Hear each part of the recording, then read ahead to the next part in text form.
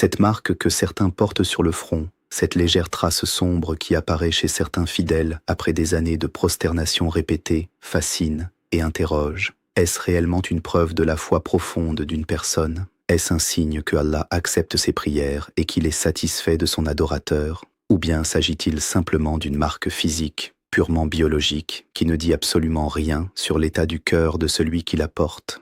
Cette question mérite qu'on s'y attarde avec sérieux, car elle touche à quelque chose de fondamental dans notre religion.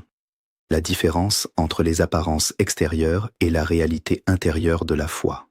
Beaucoup de gens, en voyant cette marque sur le visage de quelqu'un, se disent immédiatement que cette personne doit être pieuse, proche d'Allah, peut-être même un saint homme. Et à l'inverse, certains pensent que l'absence de cette marque signifierait un manque de dévotion. Cette question est absolument essentielle pour les musulmans d'aujourd'hui, car nous vivons dans une époque où les apparences prennent une place démesurée dans nos jugements sur les autres et même sur nous-mêmes. Nous avons tendance à évaluer la religiosité d'une personne à travers des signes extérieurs, la longueur de la barbe, le port du voile, la marque sur le front, le vocabulaire religieux employé, la fréquentation de la mosquée. Mais notre religion, dans sa sagesse infinie, nous met constamment en garde contre ce type de jugement superficiel. Elle nous rappelle sans cesse que ce qui compte véritablement, c'est ce qui se trouve dans le cœur, cette dimension invisible que seul Allah connaît parfaitement. Avant de répondre en détail à cette question, il est nécessaire de poser quelques principes fondamentaux qui vont nous éclairer tout au long de cette explication. Le premier principe est que l'islam est une religion de sincérité, où l'intention et l'état du cœur priment sur toute manifestation extérieure. Le second principe est que les signes physiques peuvent exister sans qu'ils ne reflètent nécessairement une réalité spirituelle profonde, et inversement, une personne peut avoir un cœur rempli de foi sans porter aucun signe visible sur son corps. Le troisième principe, que nous développerons longuement, concerne la façon dont le Coran et les hadiths authentiques abordent cette question précise de la marque de la prosternation. Avant d'aller plus loin dans cette explication qui, je l'espère sincèrement, touchera vos cœurs et clarifiera vos esprits, je voudrais vous inviter à vous abonner à cette chaîne si ce n'est pas encore fait. Cette chaîne existe dans le seul but de transmettre la connaissance authentique de l'islam, basée sur le Coran et la Sunna authentique, loin des innovations et des idées reçues qui circulent malheureusement beaucoup trop dans notre communauté. Chaque abonnement, chaque like, chaque partage nous aide à faire connaître ces enseignements à davantage de personnes qui en ont besoin, que ce soit des musulmans cherchant à approfondir leur foi ou des non-musulmans curieux de comprendre notre religion avec justesse. Alors n'hésitez pas, appuyez sur le bouton s'abonner, mettez un like à cette vidéo si elle vous apporte quelque chose et partagez-la autour de vous, avec votre famille, vos amis, sur les réseaux sociaux. C'est un acte qui peut apporter une immense récompense, car celui qui guide quelqu'un vers le bien reçoit une récompense équivalente à celui qui accomplit ce bien, comme nous l'enseigne le prophète, que la paix et la bénédiction soient sur lui. Entrons maintenant dans le cœur du sujet, en nous appuyant d'abord sur le verset coranique qui est systématiquement cité par ceux qui pensent que la marque sur le front est une preuve absolue de piété. Il s'agit du verset 29 de la sourate Al-Fas, la sourate de la victoire. Allah dit dans ce verset, en décrivant les compagnons du prophète, « Leur visage porte la marque laissée par la prosternation ». Ce verset est magnifique et il mérite qu'on s'y attarde avec beaucoup d'attention, car sa compréhension superficielle peut mener à des conclusions erronées, tandis que sa compréhension approfondie, celle transmise par les grands savants du tafsir, nous ouvre des horizons bien plus riches et bien plus profonds que la simple interprétation littérale d'une marque physique sur la peau. Les grands exégètes du Coran, parmi lesquels Ibn Kathir, At-Tabari et bien d'autres après eux, ont longuement discuté de la signification exacte de cette expression coranique. Et il est absolument essentiel de comprendre qu'il existe plusieurs interprétations valables de ce verset, ce qui démontre déjà la richesse et la complexité de cette question, bien loin d'une lecture simpliste qui réduirait la marque de la prosternation à une simple tache sur le front. La première interprétation, rapportée notamment par certains compagnons et suivie par un grand nombre de commentateurs, est que cette marque n'est pas nécessairement une marque physique visible dans ce bas monde, mais plutôt une lumière, un éclat particulier qui apparaîtra sur le visage des croyants sincères au jour de la résurrection. C'est une marque spirituelle, une trace de lumière qui distinguera ceux qui ont véritablement adoré Allah avec sincérité et humilité de ceux qui n'ont fait que semblant. Cette lumière sera visible ce jour-là comme un signe distinctif, une auréole de dévotion authentique qui rayonnera sur leur visage devant toute la création, témoignage éclatant de leur adoration sincère durant leur vie terrestre. La seconde interprétation, également rapportée par des savants respectés, considère que cette marque désigne effectivement l'humilité et la soumission qui transparaissent sur le visage du croyant dans ce monde, non pas nécessairement comme une marque physique de callosité due au frottement répété du front sur le sol, mais comme une expression générale de douceur, de sérénité et d'humilité spirituelle qui se dégage naturellement de celui qui pratique régulièrement la prière avec présence du cœur. C'est ce qu'on appelle en arabe le noor, la lumière de l'adoration qui transparaît sur le visage.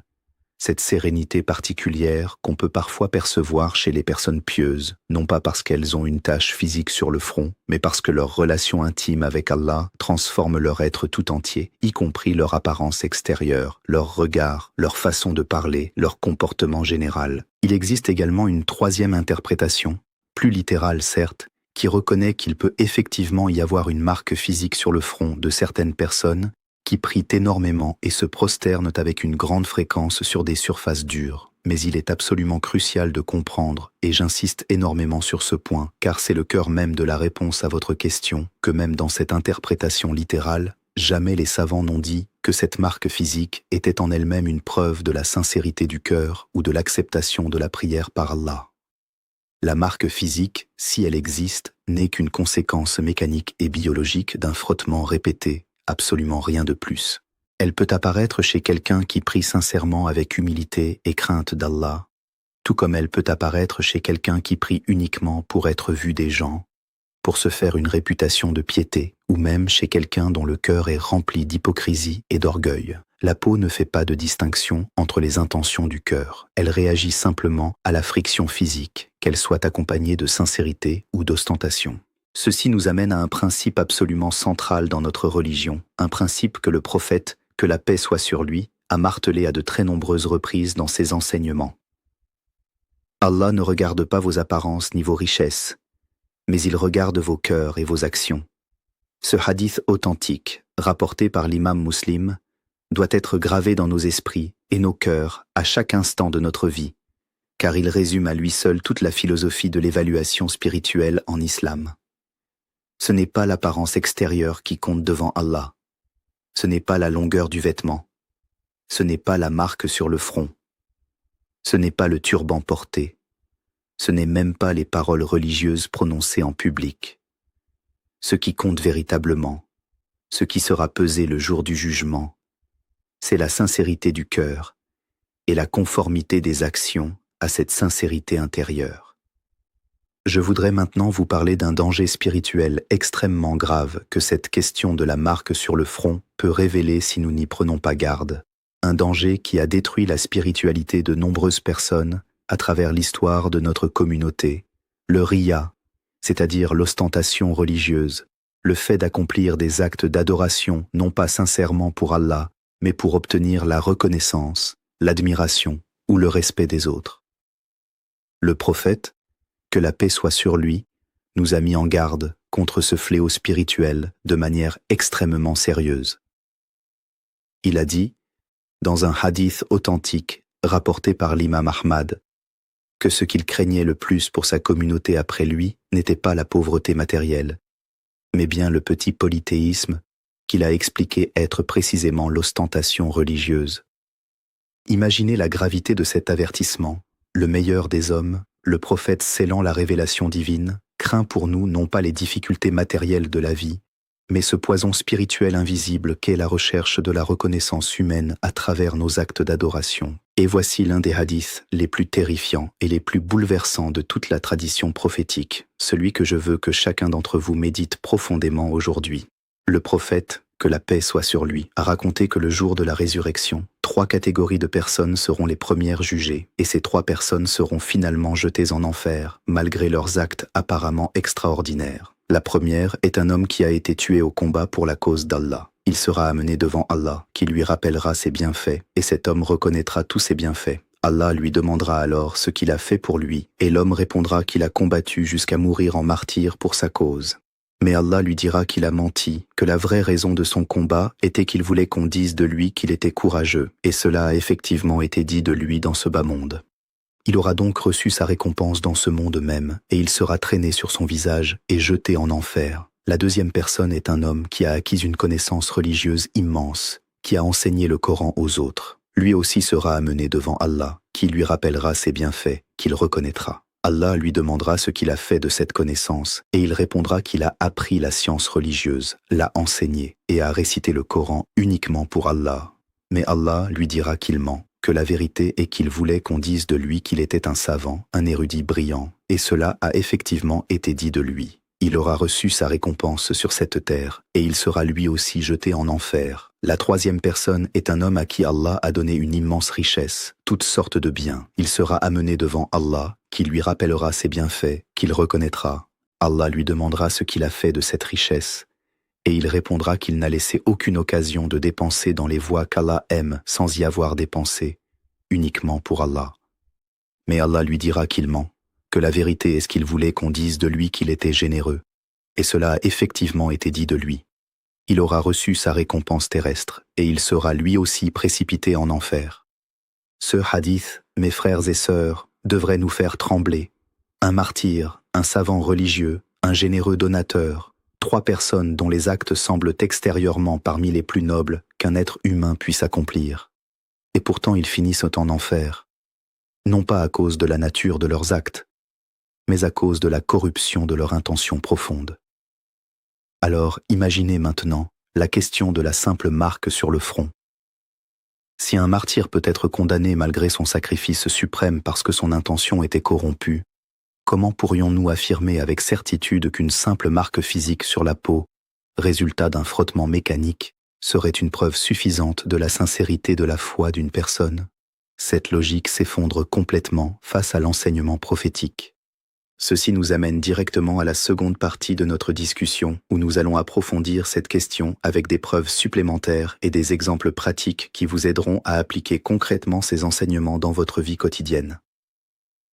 Il est important de comprendre que les savants de l'islam, à travers les siècles, ont unanimement mis en garde contre le jugement des gens uniquement sur la base de leur apparence extérieure. L'imam al-Ghazali, dans ses écrits sur la purification du cœur, a longuement expliqué que les actes extérieurs d'adoration ne sont que le reflet visible d'un combat intérieur bien plus important, celui contre l'ego, contre l'orgueil, contre le désir de plaire aux créatures plutôt qu'au Créateur. Il expliquait que certaines personnes peuvent multiplier les actes d'adoration apparents tout en nourrissant secrètement, parfois même sans en avoir pleinement conscience, un désir profond d'être admiré et respecté par les autres pour cette apparente piété. Ibn al-Qayyim, l'un des plus grands savants de l'école de l'imam Ibn Taymiyyah, a également écrit avec beaucoup de sagesse sur cette question de la différence entre l'apparence et la réalité spirituelle. Il expliquait que le cœur est comme un roi et que les membres du corps sont comme ses soldats et ses sujets. Si le roi est corrompu, s'il est motivé par l'orgueil, la vanité, le désir de reconnaissance, alors même les actes extérieurement pieux de ces soldats, c'est-à-dire les membres du corps, seront corrompus dans leur essence, même s'ils paraissent parfaitement conformes à la loi islamique dans leur forme extérieure. À l'inverse, si le roi, c'est-à-dire le cœur, est sincère, pur, tourné uniquement vers Allah, alors même des actes modestes, sans éclat particulier, sans marque visible, seront d'une valeur immense aux yeux d'Allah. Prenons maintenant un exemple concret pour illustrer cette réalité de manière pratique. Imaginons deux personnes qui prient 5 fois par jour à la mosquée. La première personne porte une marque visible sur le front, développée après des années de prosternation. Les gens qui la voient sont immédiatement impressionnés, pensent qu'elle est extrêmement pieuse, la salutent avec un respect particulier, lui demandent des conseils religieux, la considère comme un modèle de dévotion.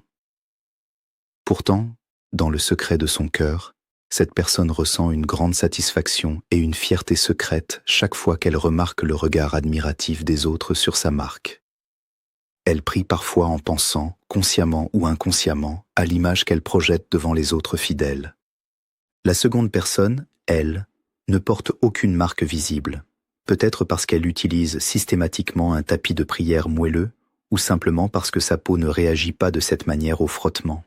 Personne ne la remarque particulièrement à la mosquée. Pourtant, dans le secret de son cœur, cette personne prie avec une présence totale, une humilité profonde, une crainte sincère d'Allah, sans jamais penser à ce que les autres pensent d'elle, uniquement préoccupée de la satisfaction de son Seigneur. Devant Allah, qui est le plus digne de récompense entre ces deux personnes, la réponse est évidente pour quiconque a compris les principes que nous venons d'exposer. C'est la sincérité du cœur qui détermine la valeur de l'acte, absolument pas son apparence extérieure. C'est pourquoi le prophète, que la paix soit sur lui, disait que combien d'actes qui paraissent être des actes de ce bas monde deviennent des actes de l'au-delà par la bonne intention, et combien d'actes qui paraissent être des actes de l'au-delà deviennent des actes de ce bas monde par la mauvaise intention. Cette parole prophétique illustre parfaitement notre discussion. Une marque de prosternation peut être un acte de ce bas monde déguisé en signe spirituel, tout comme l'absence de marque n'enlève absolument rien à la valeur spirituelle authentique d'une adoration sincère et humble.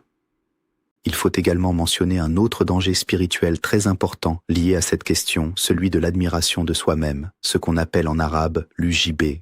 Certaines personnes qui développent cette marque physique peuvent tomber dans le piège de se sentir supérieures aux autres, de se considérer comme plus pieuses, plus proches d'Allah, simplement à cause de cette marque visible. Cette forme d'orgueil spirituel est extrêmement dangereuse, car elle peut annuler complètement la récompense des bonnes actions accomplies. Le prophète, que la paix soit sur lui, a enseigné que celui qui a dans son cœur ne serait-ce qu'un atome d'orgueil n'entrera pas au paradis.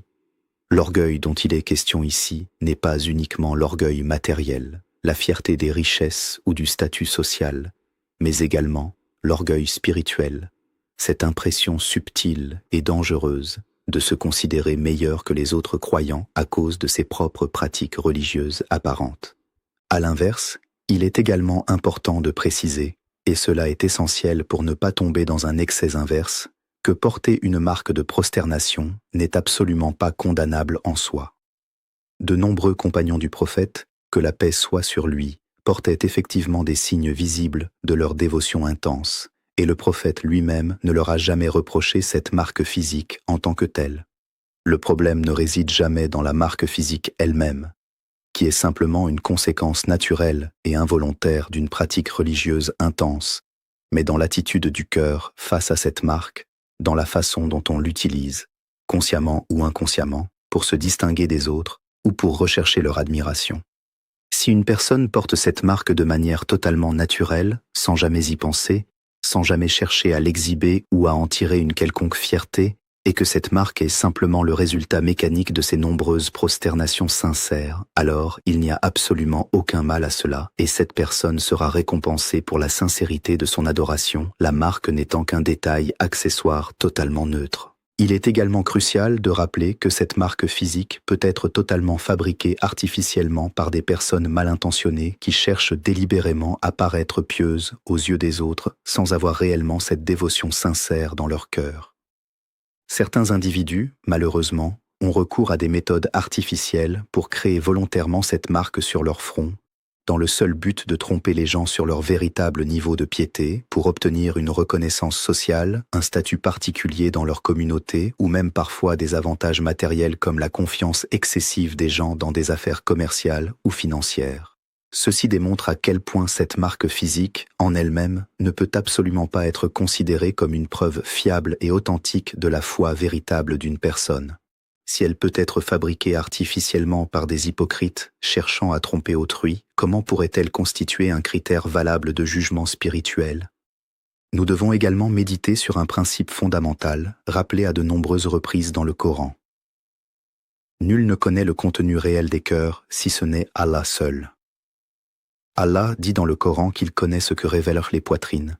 Cette connaissance parfaite et absolue du contenu intime de chaque cœur humain appartient exclusivement à Allah. Nous, en tant qu'êtres humains limités dans notre perception, ne pouvons juger que sur la base des apparences extérieures, ce qui signifie que nos jugements sur la piété des autres sont nécessairement limités, imparfaits et potentiellement erronés. C'est pourquoi l'islam nous enseigne systématiquement l'humilité dans nos jugements sur autrui, et nous rappelle constamment de nous concentrer sur notre propre relation avec Allah plutôt que sur l'évaluation extérieure de la piété des autres à travers des signes visibles comme cette marque sur le front. Il convient également d'aborder cette question sous un angle pratique qui touche directement votre vie quotidienne, mes chers frères et sœurs. Si vous portez vous-même cette marque de prosternation, la question essentielle que vous devez vous poser n'est pas de savoir si les autres la remarquent ou l'admirent, mais plutôt d'examiner sincèrement l'état de votre propre cœur pendant votre prière. Priez-vous avec une présence totale, une humilité authentique, une crainte sincère d'Allah, indépendamment de toute considération extérieure, ou bien y a-t-il, quelque part au fond de vous, une satisfaction secrète liée au regard des autres sur cette marque? Cette introspection sincère est bien plus importante que n'importe quelle marque physique visible sur votre corps. Et si vous ne portez pas cette marque, ne ressentez absolument aucun sentiment d'infériorité spirituelle à ce sujet. Votre valeur devant Allah ne se mesure jamais à travers ce genre de signes extérieurs, mais uniquement à travers la sincérité de votre cœur, la qualité de votre adoration, votre soumission humble à la volonté divine, votre respect des commandements d'Allah dans votre vie quotidienne, votre bienveillance envers les autres créatures, votre patience face aux épreuves, votre gratitude dans l'aisance. Ce sont ces éléments-là qui constituent la véritable mesure de la foi selon l'enseignement authentique du Coran et de la Sunna. Absolument pas une marque physique sur la peau qui peut apparaître ou non selon la texture de la peau de chacun, la fréquence des prosternations, la dureté de la surface de prosternation, ou même simplement la génétique de chaque individu. Il est également important de rappeler, dans cette seconde partie de notre développement, que le Coran et la Sunna nous enseignent constamment à rechercher la modestie dans notre pratique religieuse, à cacher nos bonnes actions autant que possible, plutôt qu'à les exhiber devant les autres. Le prophète, que la paix soit sur lui, a enseigné que parmi les 7 catégories de personnes qu'Allah abritera sous son ombre, le jour où il n'y aura d'autre ombre que la sienne, se trouve celui qui donne une aumône si discrètement que sa main gauche ne sait pas ce que sa main droite a dépensé. Cette image magnifique illustre parfaitement l'idéal islamique de la discrétion spirituelle, cette recherche constante de la sincérité loin des regards, loin de toute recherche de reconnaissance sociale. Si cet idéal s'applique à l'aumône, à combien plus forte raison devrait-il s'appliquer à la prière elle-même, cet acte d'adoration le plus intime entre le serviteur et son Créateur? Nous devons également méditer sur l'exemple des grands savants et des pieux prédécesseurs de notre communauté, ceux qu'on appelle les salafs. Beaucoup d'entre eux évitaient délibérément de montrer les signes extérieurs de leur piété intense, précisément par crainte de tomber dans le piège de l'ostentation. Certains parmi les meilleurs adorateurs de leur époque priaient en la nuit dans le secret le plus total, cachant leurs larmes, cachant la longueur de leur prosternation, cachant même parfois leur connaissance religieuse profonde, par pure crainte de voir leur sincérité corrompue par l'admiration des autres. Cette attitude de discrétion spirituelle profonde devrait nous inspirer énormément dans notre propre pratique religieuse aujourd'hui, dans une époque où malheureusement les réseaux sociaux et la culture de l'image poussent de plus en plus de personnes à exhiber leurs pratiques religieuses publiquement, parfois même à rechercher délibérément une reconnaissance à travers cela. Il est essentiel également de comprendre que cette question de la marque sur le front s'inscrit dans un débat théologique plus large concernant la nature de la foi elle-même, ce qu'on appelle en arabe l'iman. Les savants de l'islam ont longuement débattu de la définition précise de la foi, s'accordant généralement sur le fait qu'elle comprend la croyance du cœur, la parole de la langue et l'action des membres. Cette définition tripartite nous montre bien que la foi n'est jamais réductible à un seul élément extérieur, qu'il s'agisse d'une marque physique, d'une déclaration verbale ou même d'actes apparents sans conviction intérieure sincère. La foi véritable est un équilibre harmonieux entre ces 3 dimensions, la conviction intérieure du cœur restant le fondement absolu sur lequel repose tout le reste. Sans cette conviction sincère et profonde, aucune marque extérieure, aussi impressionnante soit-elle, ne peut constituer une preuve authentique de la foi véritable d'une personne devant Allah. Nous pouvons également nous appuyer sur d'autres versets coraniques qui viennent renforcer et clarifier cette compréhension équilibrée. Allah dit dans le Coran que ce ne sont ni vos richesses, ni vos enfants qui vous rapprocheront de lui, mais que c'est celui qui croit et accomplit de bonnes œuvres qui obtiendra une double récompense pour ce qu'il aura fait. Ce verset nous rappelle que la proximité avec Allah se mesure à travers la sincérité de la foi combinée aux bonnes actions, absolument pas à travers des critères matériels ou apparents qui n'ont aucune valeur intrinsèque sans cette sincérité profonde du cœur. De même, Allah nous rappelle dans un autre passage coranique que la piété véritable ne consiste pas simplement à tourner son visage vers l'Orient ou l'Occident dans la prière, mais qu'elle consiste en la foi en Allah, au jour dernier, aux anges, aux livres et aux prophètes, ainsi qu'en la générosité envers les proches, les orphelins, les nécessiteux, les voyageurs et les mendiants, l'accomplissement de la prière, l'acquittement de l'aumône légale, le respect des engagements pris et la patience dans l'adversité et les épreuves. Ce verset magnifique, extrêmement complet, nous montre à quel point la véritable piété est multidimensionnelle, englobant la croyance intérieure et les actions extérieures de générosité et de patience, absolument pas réduite à un seul signe physique visible comme une marque sur le front. Approchons-nous maintenant de la conclusion de notre discussion en résumant les enseignements essentiels que nous devons retenir de cette réflexion profonde sur la question posée. Premièrement, le verset coranique évoquant la marque de la prosternation sur le visage des croyants comporte plusieurs interprétations valables selon les grands exégètes, certaines faisant référence à une lumière spirituelle visible au jour de la résurrection, d'autres à une humilité générale, transparaissant sur le visage du croyant sincère, et d'autres encore à une possible marque physique qui, dans tous les cas, n'est jamais présentée comme une preuve autonome et suffisante de la sincérité de la foi. Deuxièmement, les hadiths authentiques nous enseignent avec une clarté absolue qu'Allah ne juge jamais les êtres humains sur leur apparence extérieure, mais uniquement sur l'état de leur cœur et la sincérité de leurs actions. Troisièmement, le danger de l'ostentation religieuse, le riya, est extrêmement grave dans notre religion, capable d'annuler complètement la valeur d'actes apparemment extraordinaires comme le martyre, l'enseignement religieux ou la générosité extrême, ce qui démontre à quel point une simple marque physique ne peut jamais constituer une garantie de sincérité spirituelle. Quatrièmement, cette marque, lorsqu'elle apparaît naturellement suite à une pratique religieuse sincère et intense, n'est absolument pas condamnable en elle-même, le problème résidant uniquement dans l'attitude du cœur face à cette marque, jamais dans son existence physique. Mes chers frères et sœurs, la leçon la plus importante à retenir de cette discussion est la suivante. Cessons de juger la piété des gens à travers des signes extérieurs, que ce soit une marque sur le front, la longueur d'une barbe, le type de vêtements portés ou n'importe quel autre indicateur visible. Concentrons-nous plutôt sur notre propre relation intime et sincère avec Allah, sur la purification constante de nos intentions, sur la recherche permanente de la sincérité dans chacun de nos actes d'adoration. Que nous portions cette marque ou non, ce qui compte véritablement devant Allah, c'est la qualité de notre soumission, la profondeur de notre humilité, la sincérité de notre crainte révérentielle envers lui, et la constance de nos bonnes actions accomplies uniquement pour sa satisfaction, loin de tout désir de reconnaissance humaine.